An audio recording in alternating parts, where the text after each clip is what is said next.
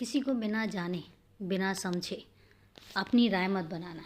अगर तुम्हें किसी के बारे में अपनी राय देनी भी है तो सबसे पहले मैं यही कहूँगा कि तुम उसको जानो, उसको समझो। पहली बात तो उसके स्वभाव को पहचानने की कोशिश करो और उसके बाद फिर अपनी राय बनाओ। राय बनाने से पहले ये तो जान लो कि क्या तुम उसको उस तरीके से जानते हो जिस तरीके से उसका स्वभाव है। कहीं ऐसा तो नहीं है कि तुम किसी को समझने से पहले कोई गलती कर रहे हो। बिना बात को जाने हुए और बिना बात को पूरे तरीके से जांच पड़ताल के बिना अगर तुम उस बात के लिए किसी को दोषी ठहराते हो या किसी को गलत ठहराते हो तो इतना याद रखना कि गलत तुम भी कर रहे हो। तुम सही कैसे कर सकते हो? नहीं कर रहे हो ना, तो फिर तुम किसी और को गलत भी कैसे कह सकते हो?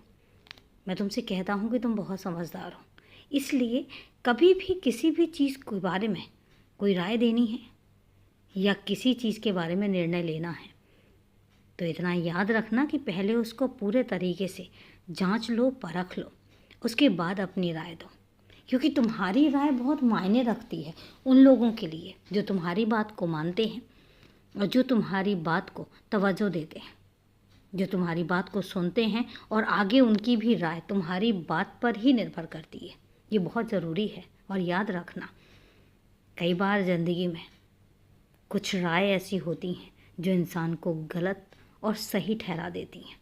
इंसान गलत ना होते हुए भी गलत ठहराया जाता है।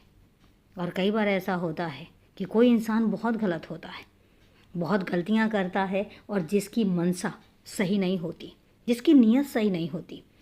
हो सकता है उसकी नीयत नुकसान पहुंचाने की हो, लेकिन अगर उसके बारे में कोई अच्छी राय बना दी गई और किसी ने यकीन कर लिया और उसके बाद अगर उस इंसान ने नुकसान पहुंचा दिया, बहुत मुश्किल होता है।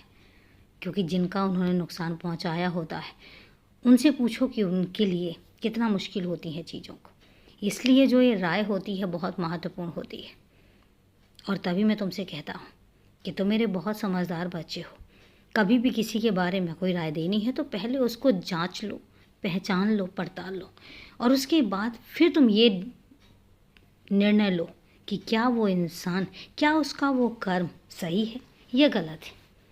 और इसके बाद तुम जो भी निर्णय लोगे वो निर्णय सर्वमान्य भी होगा और सब स्वीकार भी करेंगे। कम से कम किसी को ग्लानि नहीं होगी और सबसे बड़ी बात, तुम्हें ग्लानि नहीं होगी कि तुमने कोई गलत निर्णय लिया, तुमने कुछ गलत राय दे दी। मैं जानता हूँ बहुत समझदार हो तुम। बस खुश रहो, हमेशा खुश रहो और अपना ध्यान रखो।